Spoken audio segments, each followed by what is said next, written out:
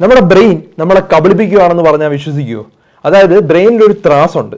നമുക്ക് എത്രമാത്രം കുറച്ച് എനർജിയിൽ എത്ര ഹൈ റിവാർഡ് കിട്ടും എന്നുള്ള കാര്യമാണ് ബ്രെയിൻ എപ്പോഴും ചിന്തിക്കുന്നത്. അതായത് ഒരല്പം എനർജി ഇട്ട് കഴിഞ്ഞാൽ നല്ല റിവാർഡ് കിട്ടണം. നമ്മുടെ ബ്രെയിൻ ഹാപ്പി ആവുന്ന എപ്പോഴാണ്? സെറട്ടോണിൻ അല്ലെങ്കിൽ ഡോപ്പമിൻ എന്നുള്ള ഹോർമോൺ റിലീസ് ചെയ്യുമ്പോഴാണ്.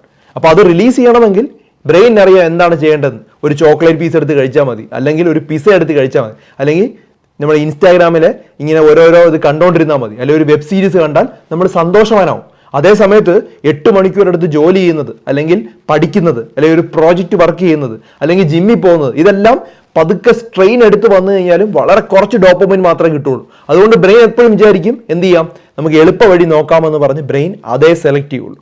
പക്ഷെ ഇത് മനസ്സിലാക്കി നമ്മൾ ലോങ് ടൈം സക്സസ് കിട്ടണമെങ്കിൽ എപ്പോഴും മറ്റേതാണ് നല്ലത്. പതുക്കെ വരുന്ന ഈ ഡോപ്പമിൻ റിലീസാണ് നല്ലത്. അതാണ് ഒരു കാരണവശാലും ബ്രെയിൻ നിങ്ങളെ കബളിപ്പിക്കാതിരിക്കുക. നിങ്ങളിത് മനസ്സിലാക്കി കഴിഞ്ഞാൽ ഉറപ്പായിട്ടും നിങ്ങൾ മറ്റേ എൻഡിലോട്ട് വർക്ക് ചെയ്യാനായിട്ട് ശ്രമിക്കും. ധാരാളം ആളുകളുടെ അറിവിലേക്ക് ഇത് ഷെയർ ചെയ്ത് കൊടുക്കുക.